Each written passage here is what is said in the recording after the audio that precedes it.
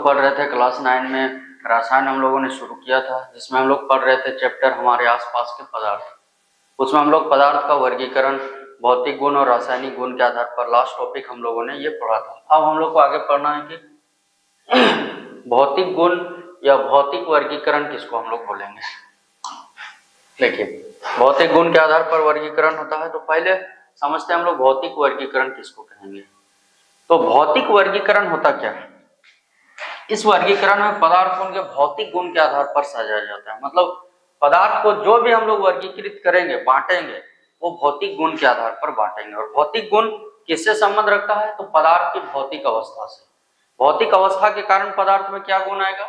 जैसे कोई बर्फ है, तो बर्फ कितना डिग्री में पिघलता है, बर्फ का रंग कैसा होता है, बर्फ का स्वाद कैसा होता है, बर्फ किसके किसके साथ घुल सकता है, वो पानी कितना डिग्री पर बनेगा, उसका गलनांक क्या है, जल का क्वथनांक क्या है। तो ये सारे जो गुण हैं, यानी पदार्थ की भौतिक अवस्था के कारण जो उनमें गुण पाए जाते हैं, उन्हें भौतिक गुण कहते हैं। जैसे रंग, जैसे हमारे पास एक पदार्थ, मान लीजिए ये है हम लोग के पास क्या, एक पेन है, तो पेन का रंग कैसा है? यह है काला रंग का। जैसे ये एक डस्टर है, तो ये डस्टर कैसा है?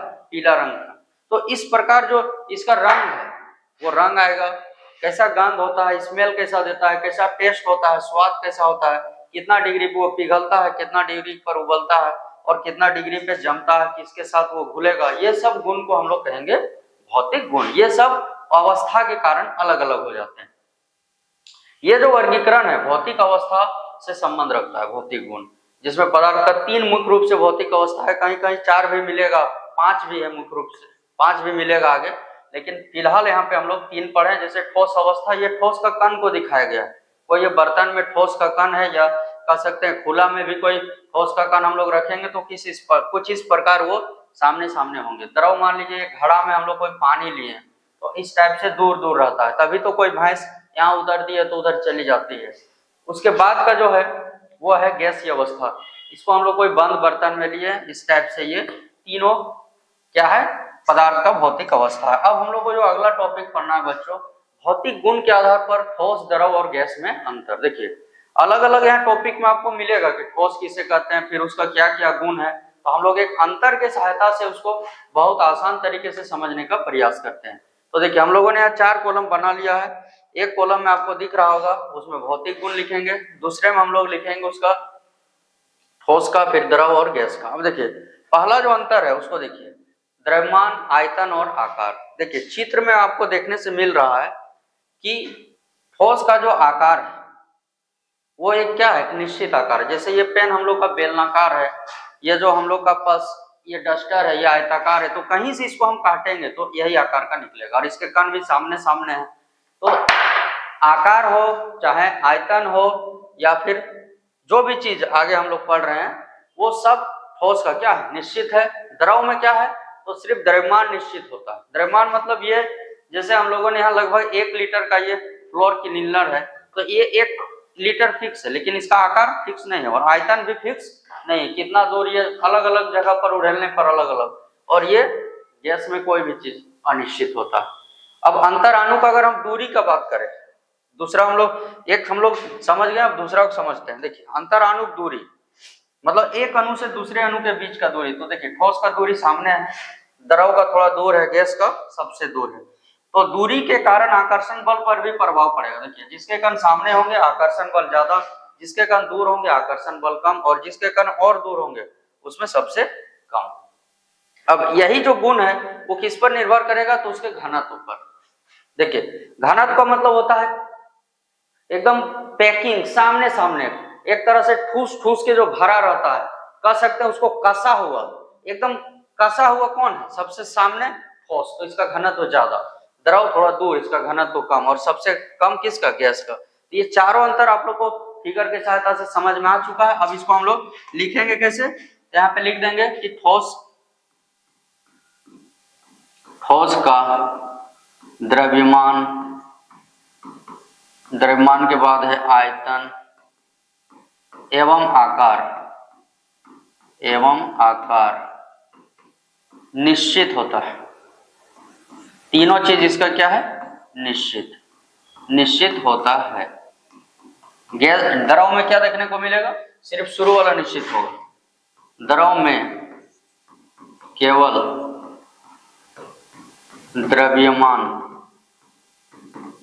द्रव्यमान निश्चित होता है।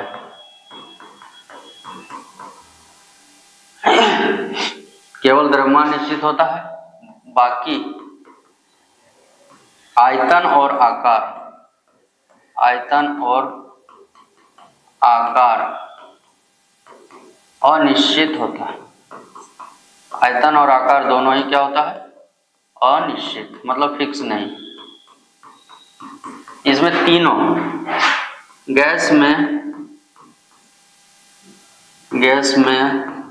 द्रव्यमान,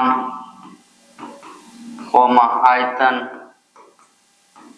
और आकार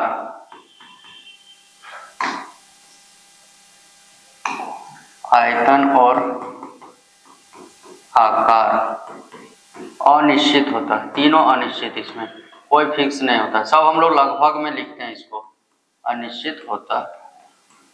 अब देखिए दूसरा गुण में आते हैं बच्चों हम लोग।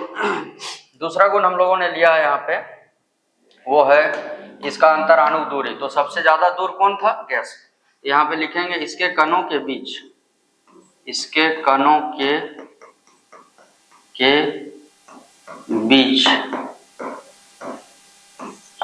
अंतराणु दूरी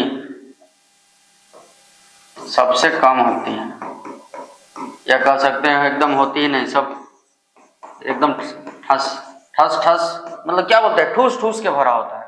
अंतराणु दूरी सबसे कम होती है। इसमें लिखेंगे इसके कणों के बीच, ठोस से ज्यादा, इसके कणों के बीच ठोस से ज्यादा अंतराणु दूरी होती है। अंतराणु दूरी होती है। यहाँ लिख देंगे इसके कणों के बीच सबसे अधिक, इसके कणों के बीच सबसे अधिक या सर्वाधिक, एक लाइन में लिख सकते हैं, सर्वाधिक अंतराणु दूरी होती है। इसके बाद है हम लोग का अगला जो वो है आकर्षण बल। तो इसके कणों के बीच सबसे अधिक होगा, इसके कणों के बीच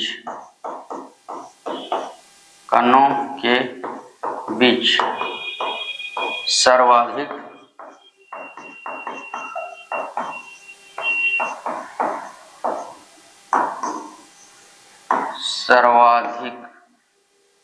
आकर्षण बल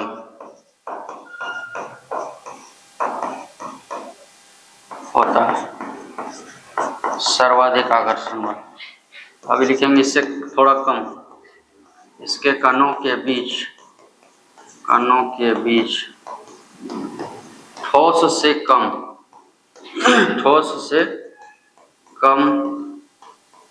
आकर्षण बल,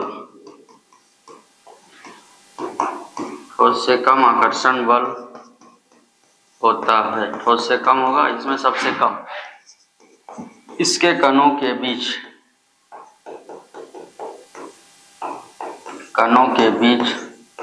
सबसे कम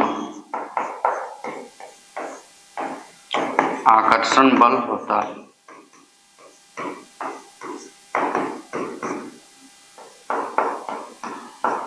सबसे कम आकर्षण बल होता है। सबसे ज्यादा दूर होते हैं कण, इसीलिए इसमें सबसे कम। अब अगला है घनत्व। इसका घनत्व सबसे अधिक होता है।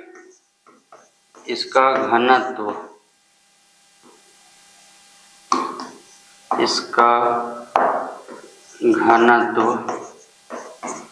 सर्वाधिक होता है। इसका घनत्व ठोस से कम, इसका घनत्व ठोस से कम होता है। ठोस से कम होता है, इसका घनत्व सबसे कम। इसका घनत्व सबसे कम होता है।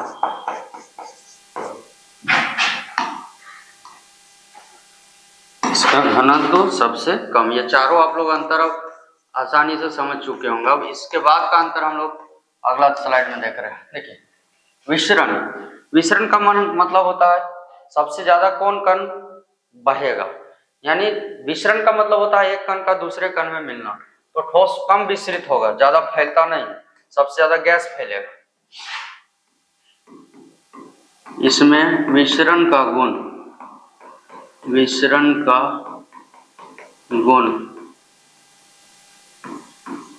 सर्वाधिक कम, यानी सबसे कम, सर्वाधिक कम होता है।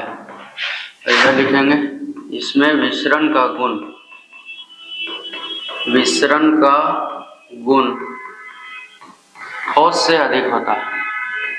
ठोस से अधिक, ठोस से ज्यादा गर्म करेंगे तो पानी या कोई भी द्रव में बदलने के बाद कोई कण दूसरे कण में मिल जाएगा।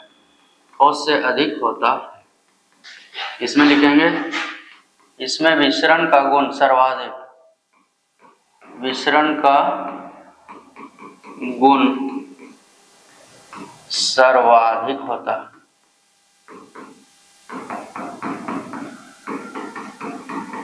सर्वाधिक होता है। अगला भंडारण।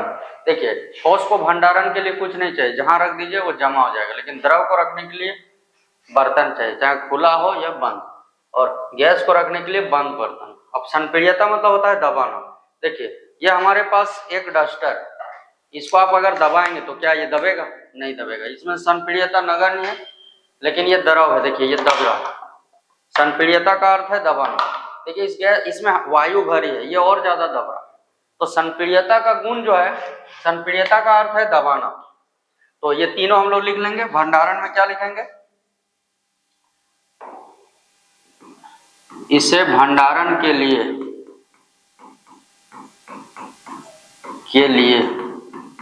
बर्तन की आवश्यकता नहीं होती। बर्तन की आवश्यकता नहीं होती है।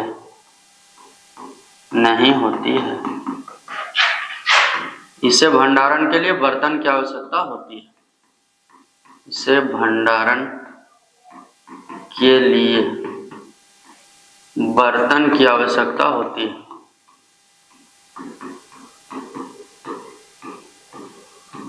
बर्तन की आवश्यकता होती है।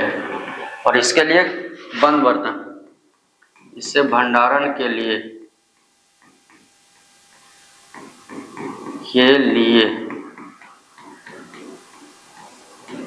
बंद बर्तन की आवश्यकता होती है। मतलब बिना गैस को, जैसे हम लोग घर में खाना बनाते हैं तो सिलेंडर क्या होता है, ऊपर से पिस्टन से बंद किया हुआ रहता है।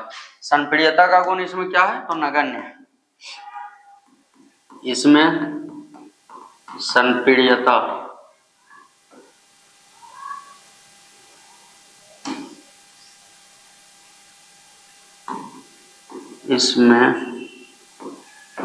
संपीड्यता नगण्य होती है। इसका अपवाद है आपका रबर और स्पंज। संपीड्यता नगण्य होती है। अपवाद आप लिख सकते हैं, रबर और स्पंज। स्पंज आपका आयरन फैक्ट्री में, रबर तो आप जानते हैं आप लोग। अगला है इसमें संपीड्यता, ये दबेगा, तभी तो हम लोग छलांग मारते हैं तो अंदर घुस जाते हैं पानी में। इसमें संपीड्यता का गुण पाया जाता है। इसमें संपीड्यता का गुण पाया जाता है। और गैस में सर्वाधिक, इसमें संपीड्यता का गुण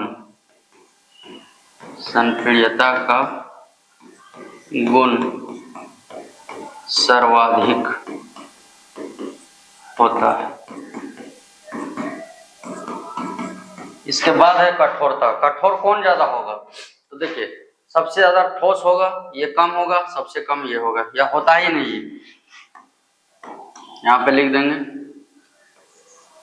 ठोस सर्वाधिक कठोर होते हैं, सर्वाधिक कठोर होते हैं। द्रव ठोस से या द्रव ठोस से कम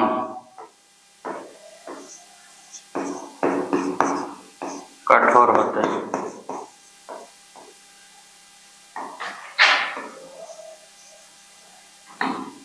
कम कठोर होते हैं। और इसमें कह सकते हैं इसमें कठोरता का गुण नहीं पाया जाता, इसमें कठोरता का गुण नहीं पाया जाता, इसमें कोई नहीं। गतिज ऊर्जा, गति करना, कण कौन गति करेगा? तो देखिए फिगर में आप लोग देख सकते हैं, देखिए ठोस का कण बहुत सामने है, ये गति नहीं करेगा, ये बहेगा भी नहीं। देखिए खाली जगह जिसमें है वो बहाव होता है, देखिए इसमें बहाव भी होता है, गति भी ये कर सकता है, इसमें गति सबसे अधिक होगी। तो गति करने के लिए खाली जगह चाहिए, तो खाली जगह जिसमें ज्यादा होगा उसी में गतिज ऊर्जा होगा। तो लिख देंगे इसकी गतिज ऊर्जा।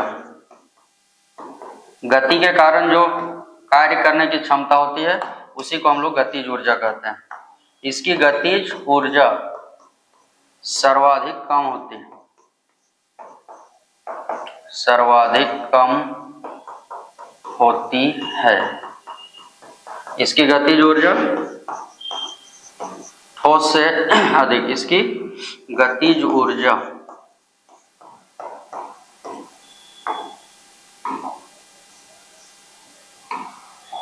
इसकी गतिज ऊर्जा ठोस से अधिक होती है, अधिक होती है। और गैस की सर्वाधिक, इसकी सर्वाधिक गतिज ऊर्जा होती है।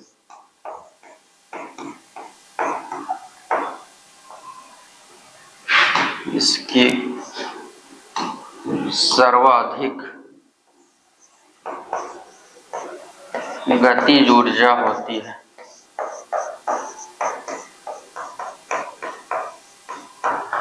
अब बहाव का बात करेंगे तो इसमें बहाव नहीं होता है, क्योंकि इसमें खाली जगह है ही नहीं, पूरा कण चिपका हुआ है एक साथ। इसमें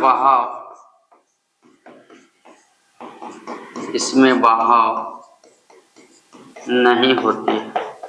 बहने के लिए इसको द्रव या गैस चाहिए तब बहेगा। इसमें बहाव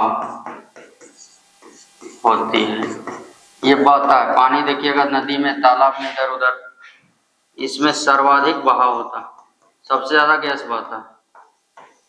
इसमें सर्वाधिक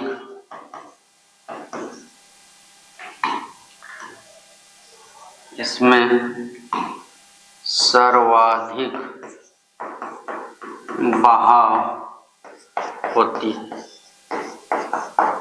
अब इसमें कौन कौन उदाहरण में आएगा बच्चों? तो देखिए ठोस का उदाहरण आप दे सकते हैं लकड़ी,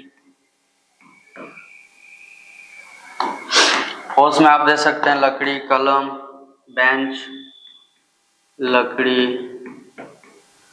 कलम, बेंच, ये सब ठोस हुआ। द्रव में आप दे सकते हैं तेल, पानी, एक सेकेंड ये गलत लिखा गया, इसको सुधार लेते हैं। तेल, पानी, पेट्रोल, इसमें दे सकते हैं oxygen gas O2, carbon dioxide gas CO2, nitrogen gas N2। तो ये जो है बच्चों पदार्थ का भौतिक वर्गीकरण, किसको भौतिक वर्गीकरण कहेंगे, भौतिक गुण क्या है और ठोस द्रव में और गैस में अंतर।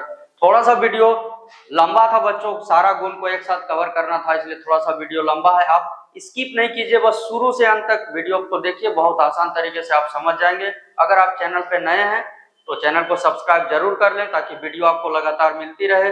अगर आपको ये वीडियो अच्छी लग रही है तो वीडियो को लाइक, कमेंट और शेयर जरूर करें। धन्यवाद।